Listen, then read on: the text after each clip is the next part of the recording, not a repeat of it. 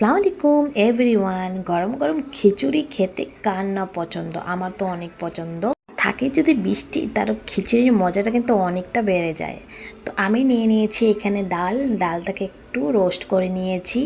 আর নিয়ে নিয়েছি 1 গ্লাস চাওয়ালটা খুব হালকা রোস্ট করব 2 মিনিট। হয়ে গেছে। গনিতে তেল ঢেলে দিয়েছি। সর্ষের তেল দিয়ে আমি কিন্তু খিচুড়ি বানাবো। তারপর দিয়ে দিয়েছি হালকা একটু পাঁচফোড়ন, কাঁচা লঙ্কা আর পেঁয়াজ আর মিষ্টি লাউ। এখন দিয়ে দিব হলদি, লবণ, জিরা পাউডার আর একটু গরম মশলা ঢেলে দিয়েছি। এখন ডাল চালগুলো ঢেলে দিয়ে ভালোটিকে মিক্স করে নিব।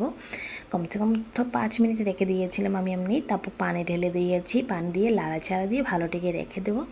আর এই বলক এসে গেছে। এখন বেশি করে ধনিয়া পাতা দিয়ে লাড়াচাড়া দিয়ে 1 চামচ ঘি দিয়ে একদম রেডি হয়ে গেছে গরম গরম খিচুড়ি। আর এই বৃষ্টির দিনে কিন্তু খিচুড়ির মজা ওয়াও দারুণ।